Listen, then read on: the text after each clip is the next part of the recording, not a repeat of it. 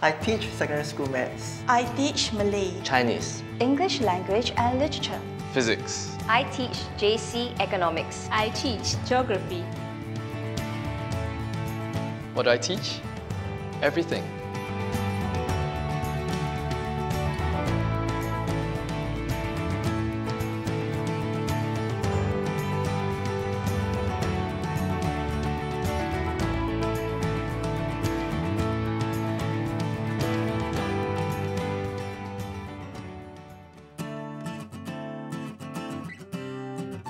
I think if you look at children nowadays, they're all so different.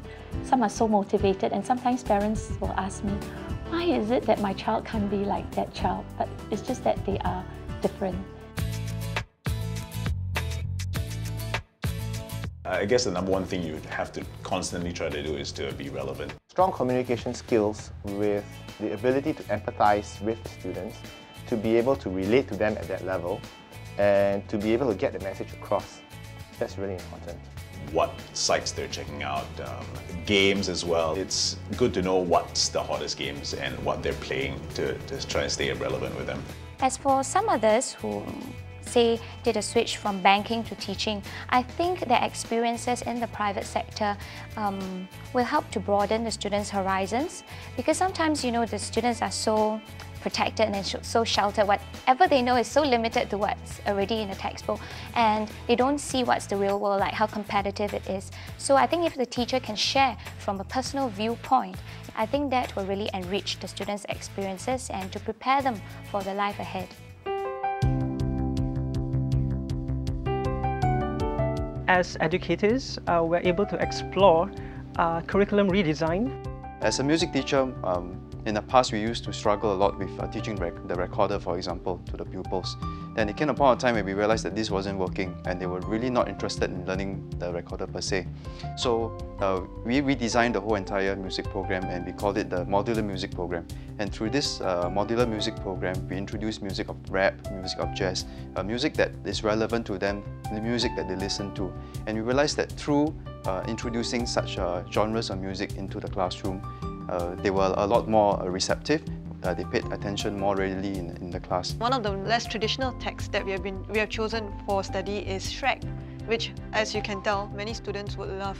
Okay, but one thing that we had a problem with was getting them to see it as a literature text. And we showed them actually it's not very much different from Shakespeare or from Jane Austen, is it? After all, it has a narrative structure, it has characters that they can identify with, it has thematic overtones, and at the end of the day, there is a key message that the director wanted to get across to them. There are times where we can actually change the learning environment. So there have been lessons where I bring them out to the park, I bring them out somewhere else where it's beyond the classroom, and you realize that the capacity and the curiosity will take over and it will make the lesson more interesting. To me, having fun in the classroom is very important. So there's a lot of singing in my classroom, a lot of role-playing, a lot of games to get them interested. The lessons will come naturally after that.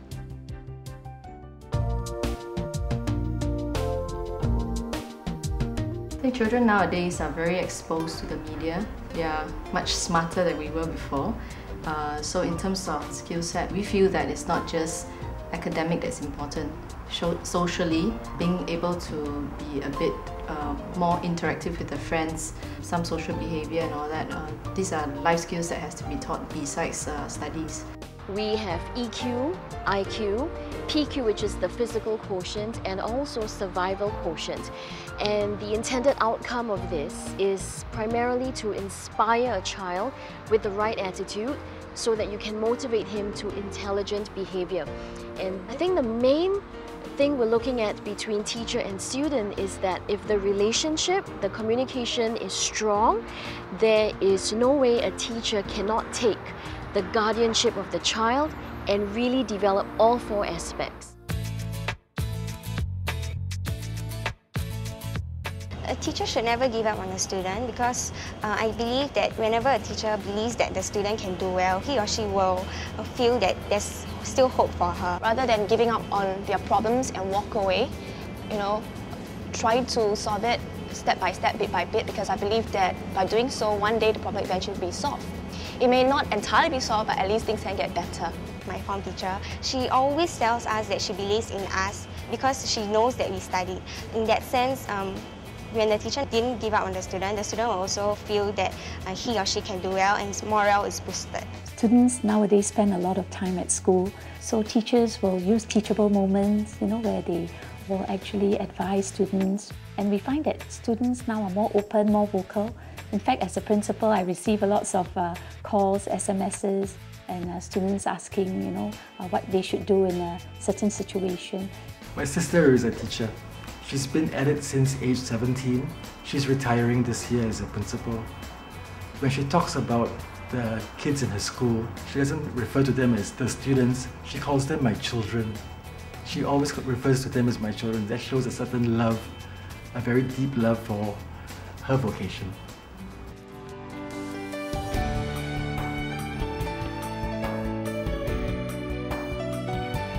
I teach compassion.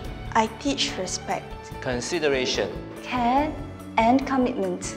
The pursuit of excellence. I teach self-expression. I teach self-belief. What do I teach?